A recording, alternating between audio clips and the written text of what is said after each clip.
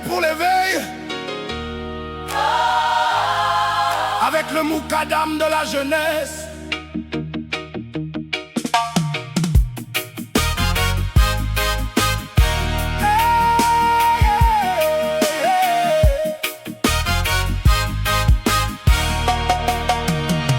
Hier il combattait la vérité avec son épée. Aujourd'hui cette même épée protège l'humanité. Quand Allah éclaire un cœur, tout peut changer. Le lion de Quraysh devient le gardien des opprimés. Il ne craignait que son Seigneur, ni les rois, ni les armées, ni les grandeurs. Son pouvoir n'était pas une couronne de gloire, mais une lourde responsabilité devant l'histoire. La justice a un prix, le courage a un prix, le paradis a un prix. Omar a payé toute sa vie. Le prix du paradis, Omar l'a payé. par la justice il n'a jamais tremblé.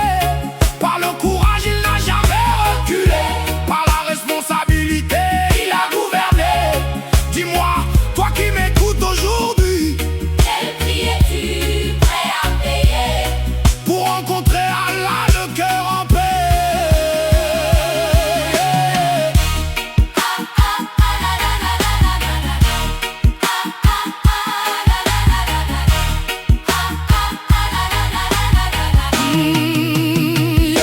Il marchait la nuit dans les rues de Médine pour entendre les pleurs des pauvres en silence. Sur son dos il portait des sacs de farine, refusant que quelqu'un souffre par sa négligence. Il disait: si un animal trébuche sur les rives de l'Euphrate, je crains qu'Allah ne me demande pourquoi je n'ai pas préparé le chemin.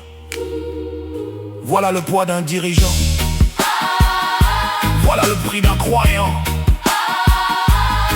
Il était puissant mais humble, redouté mais juste, chef d'un immense empire, mais serviteur d'Allah avant tout.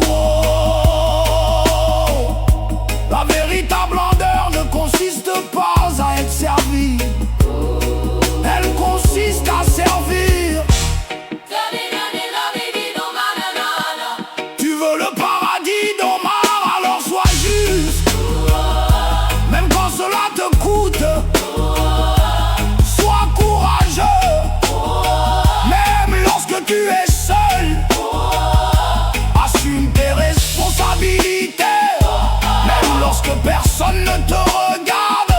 Le paradis ne récompense pas les excuses, il récompense les œuvres.